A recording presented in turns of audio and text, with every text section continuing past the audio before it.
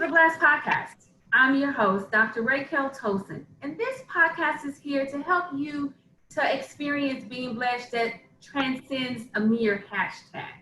Now, let me give my disclaimer like I always do.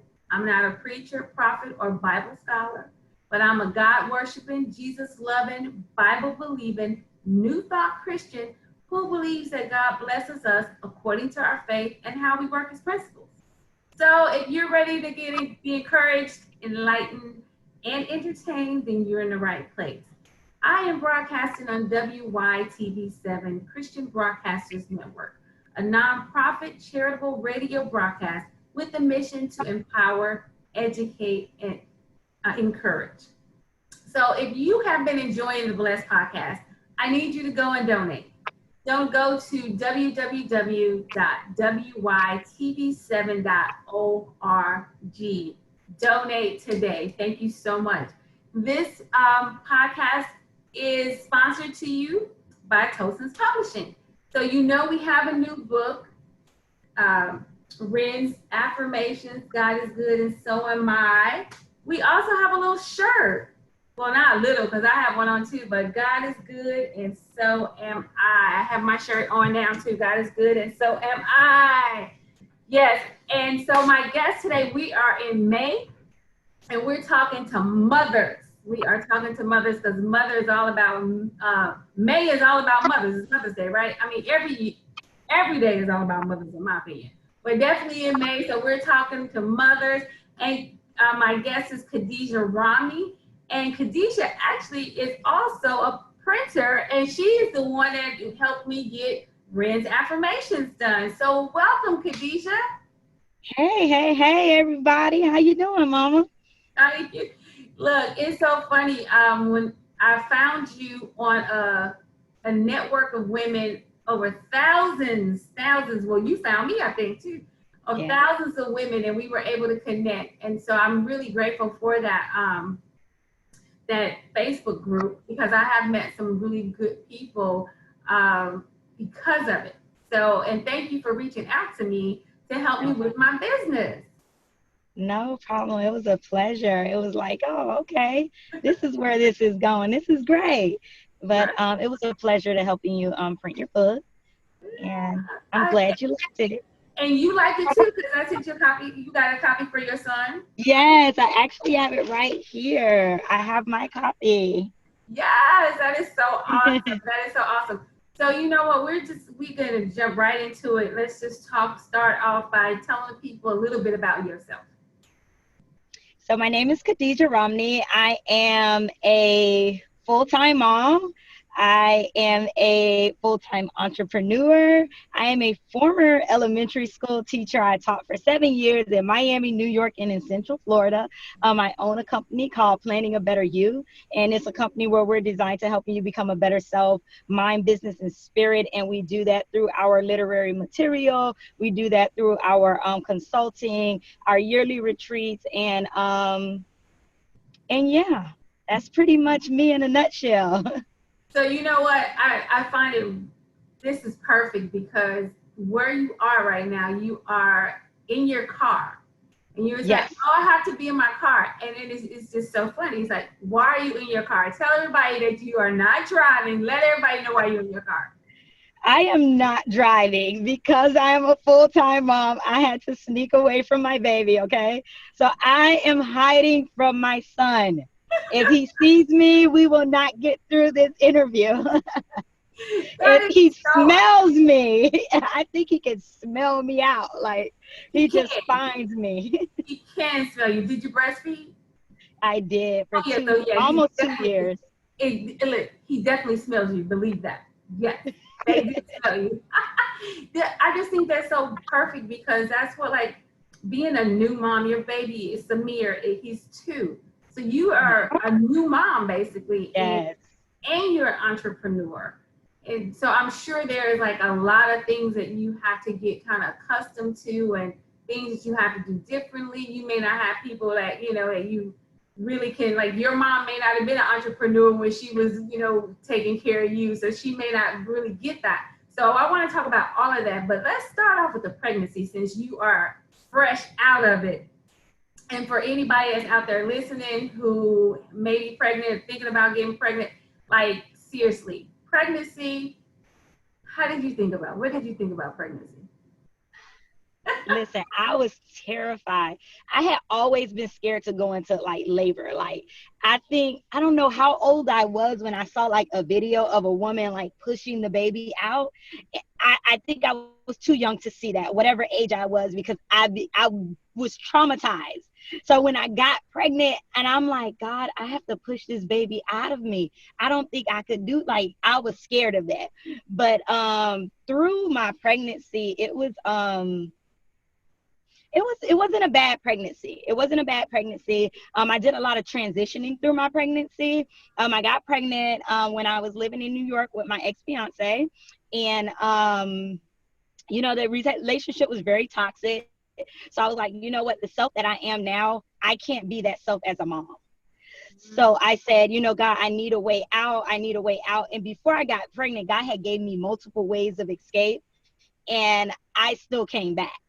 And this time I'm like, okay, I'm pregnant. I can't, my son can't get this version of me. This version like sucks. I don't even know who I'm looking at in the mirror. Like, I can't give him this.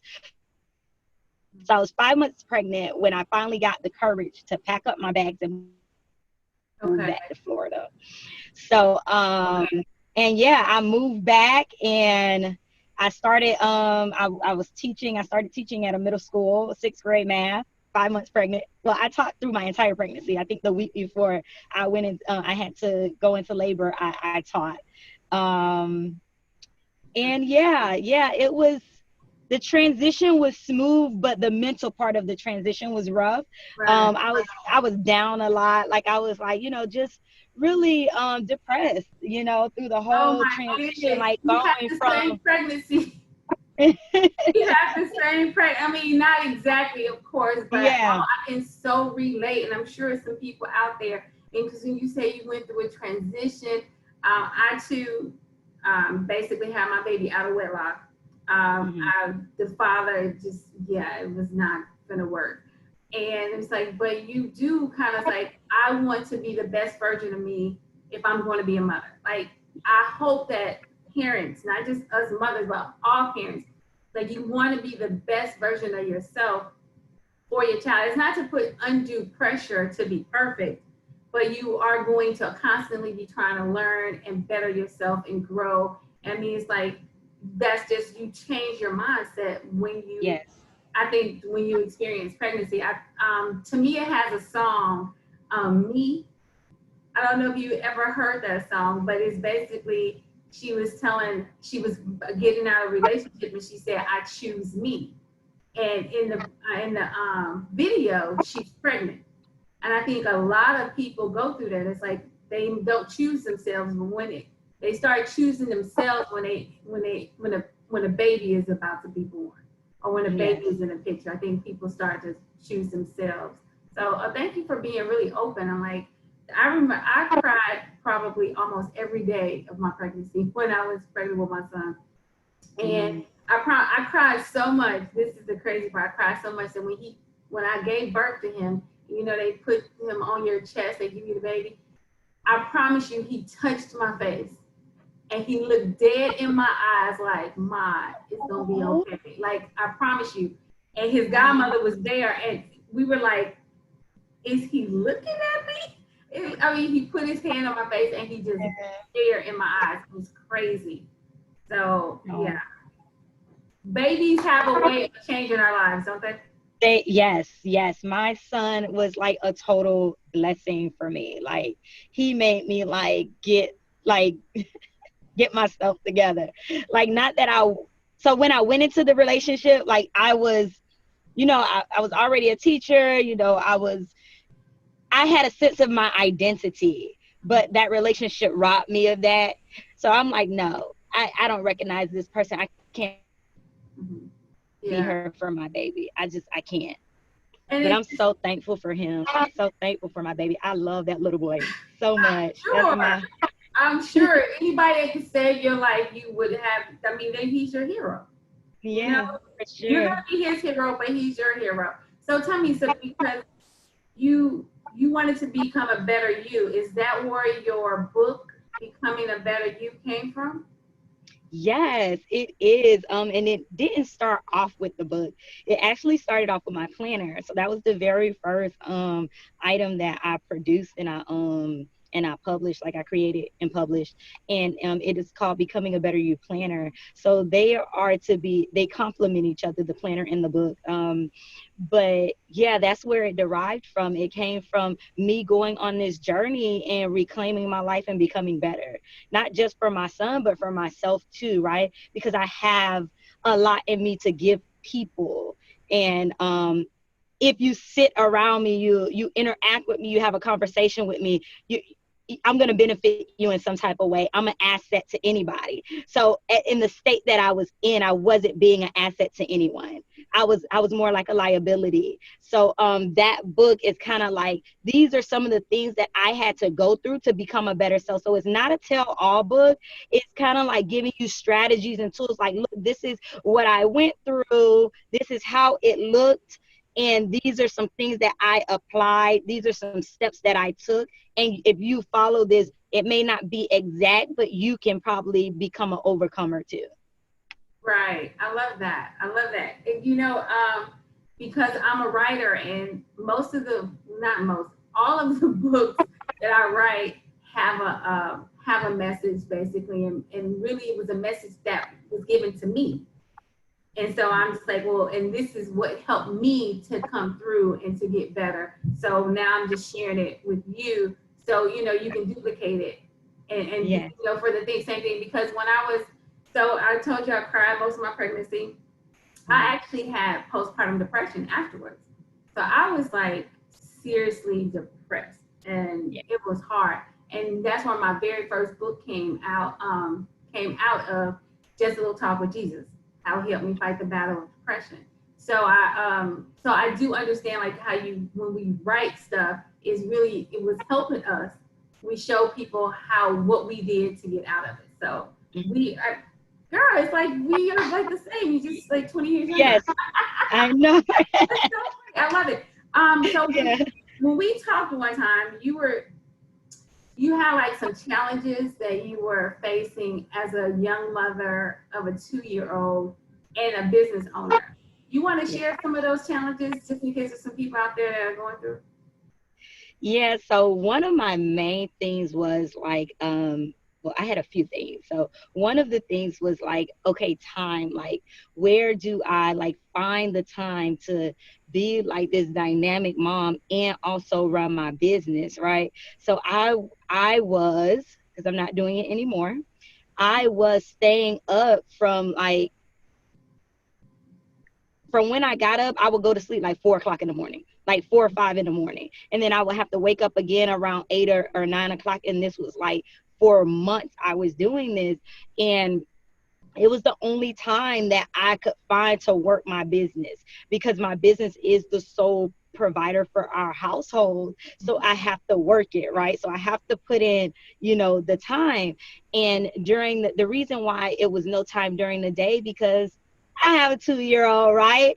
And he loves attention. What 2-year-old doesn't? Like, he wants all of mommy all the time, and it was draining. And then what made me realize that I wasn't really being like at my best is when I would get frustrated with him because he wanted to spend time with me. I'm like, wait, just one moment. Can you just sit there? I'm trying to post something, right? And it's like, well, something has to give, because I can't be like that. So I kind of like got him on a schedule.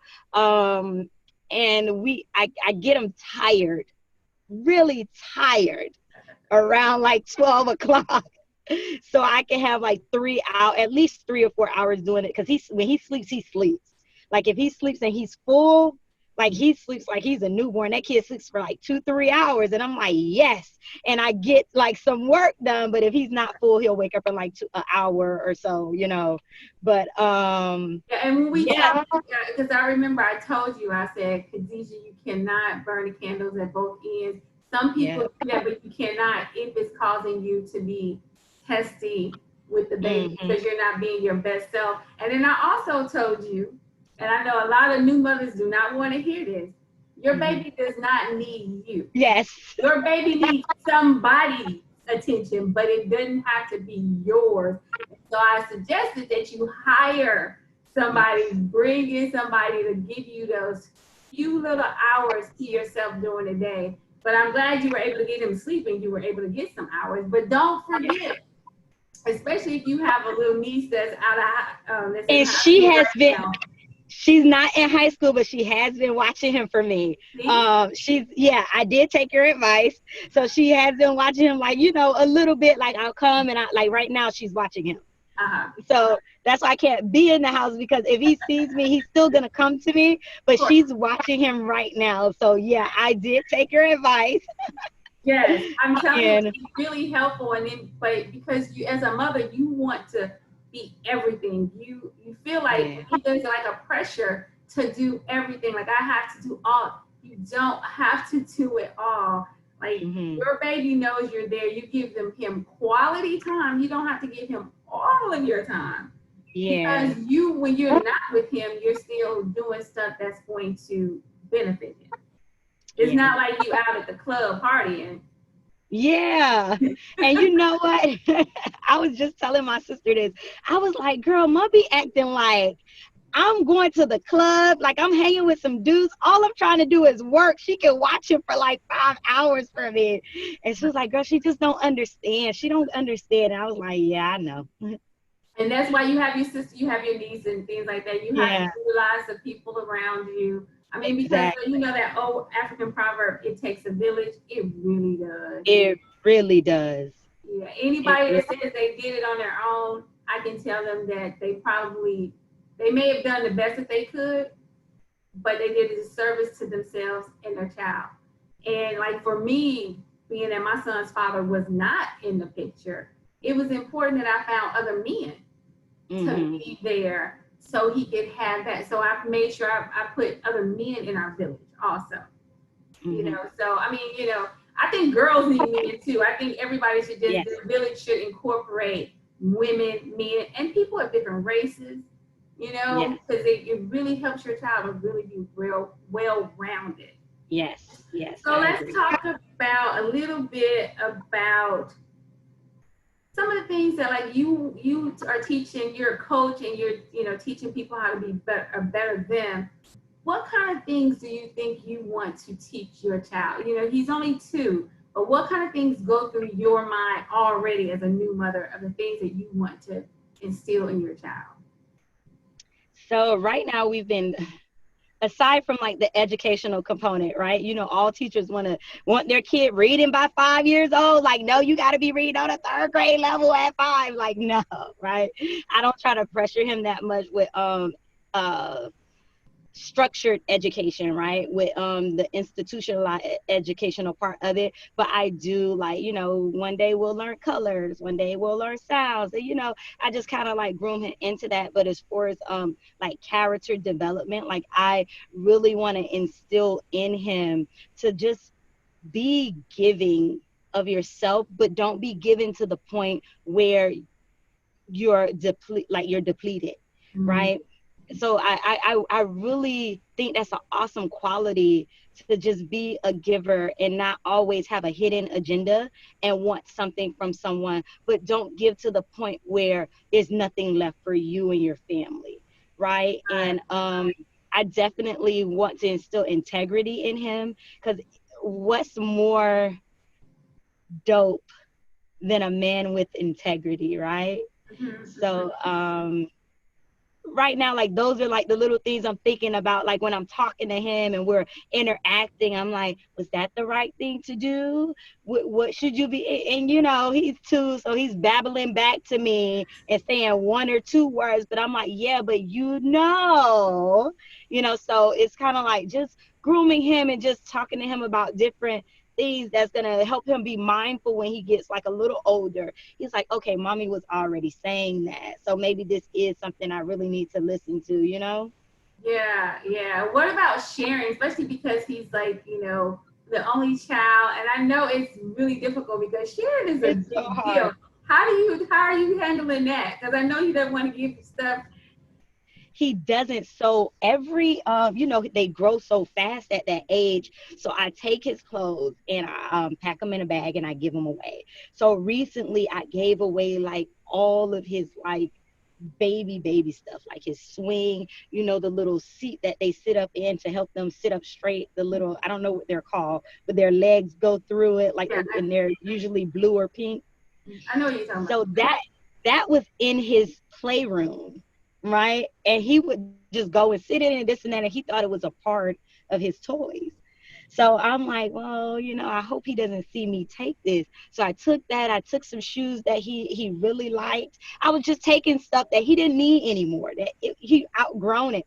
And the lady came to the door, and I was giving her the stuff, and it was time for me to give her that blue thing. And my baby had a fit. He fell down. He rolled around. He was like, no, you're giving away my stuff. And I had to, talk with him. And I'm like, hey, Samir, you outgrown this. You don't need it anymore. Someone else needs it. You have to share things you have. So that is extremely hard. Number one, because he is the only child and he has like tons of stuff that he thinks is just his. So when he goes around his cousin that's 5 years old, he wants her stuff. So Right. we go through this whole conversation. Samir is not yours. And he would scream and kick until he had it. Sometimes I'm like, girl, just give it to him because I'm tired. But most of the time I'm real firm with him. And I'm like, no, you can cry. It's not yours. But that is difficult. Like to teach a 2-year-old to share, that is so hard. But keep trying. Keep trying. Just, I mean, and this is like the age. That's why I believe that young people, it's better for young people to have babies because, ooh, your patience. But you have to keep, even though like you said, he can't talk, but he can understand what you're saying. So you just keep teaching. I think it's so awesome. That age, and like I told you before, people call it the terrible twos, or like I used to say, terrible toddlers, 1 through 3. But it's really not a terrible stage because It's not. learning so much, and you get Mhm. to see like every day he's learning something different. So really cherish this time and just try to continue to get your rest so you don't get too short with him. Because that's why I told you, don't be staying up all night because that Yes. is gonna test you and try you. You need some rest. And this is true. When I tell you, I've been once I started like getting my rest and taking your advice, like I don't do all nighters anymore. Every once in a while, like maybe once a week, I'll do an all nighter or something like that. But you can see the difference in well, for me, I can see the difference in my behavior. Like I can see the difference in like, okay, how much patience I have with him. Not just him, like anybody that I encounter. Mm-hmm, mm-hmm.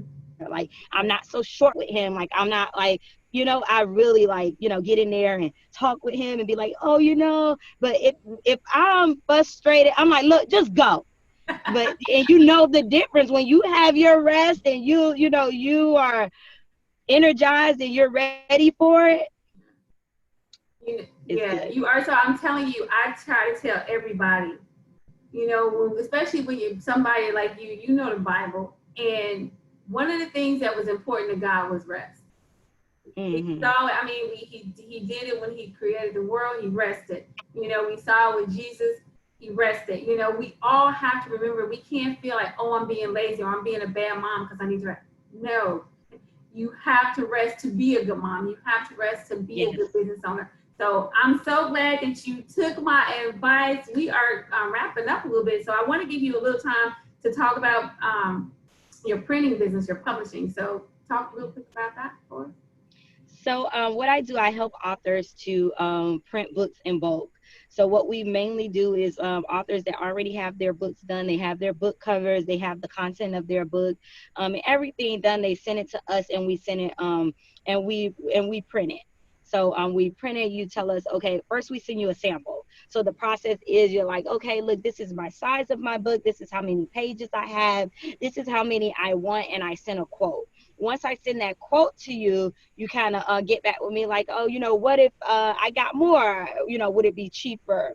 It'll be cheaper per book, but the overall cost, because you're getting more, the overall cost is going to be more, but per book is going to be cheaper. And then, once you get your sample and you see that you like, the quality of the printing and things like that, then I submit it to be printed in bulk, and you get your order within like 2 to 3 weeks. It's a quick turnaround. It was very quick turnaround. I appreciate that. It was a very good turnaround. And the books are very high quality.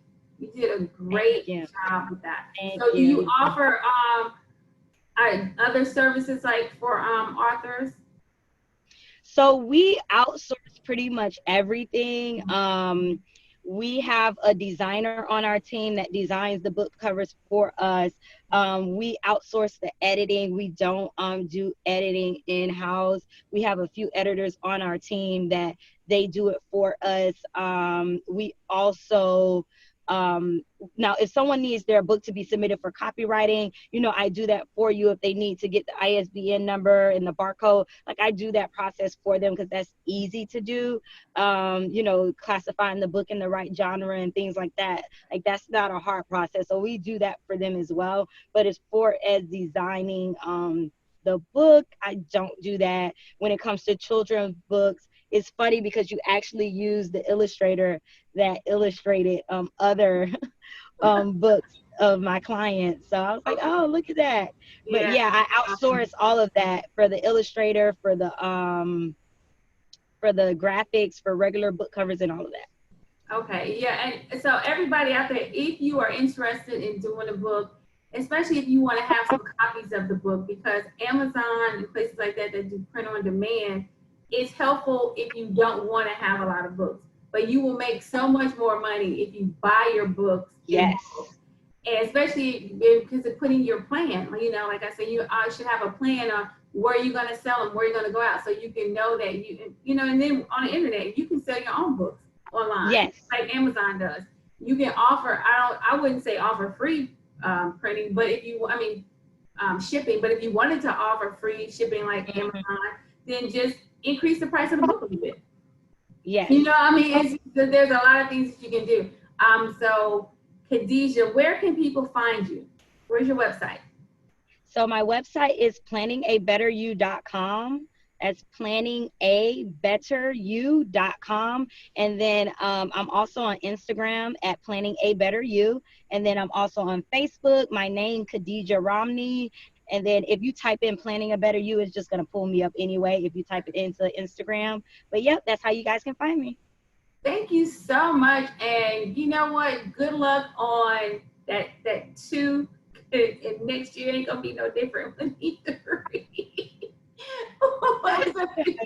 But then after that, I promise you, after 3, it's going to change. It's going to be like, oh, then you're going to be so happy. He's going to be independent. That's the thing. And when he's 4, he's going to be a lot more independent. So he's going to be a lot more fun. I promise you it's going to get better and easier. But enjoy every day and every minute of this 2 and 3-year-old. Yes, I definitely will. Yes, and keep working on that sharing. Yes. So anybody out there, this is their month. We're talking to mothers. So please stay with us. We're talking about motherhood. If you motherhood and mothers, new mothers, old mothers, all that. Go to our Facebook group. And Khadija, go to our Facebook group, the Tribe Called Blessed. And then we can talk about motherhood. If you have any other questions, you can throw it out to the members, and we can all give you advice on, the toddler age and all that good stuff. And until next week, everybody, remember what God has done for others, He will do the same thing for you. Be blessed, everybody. See you next week. Bye.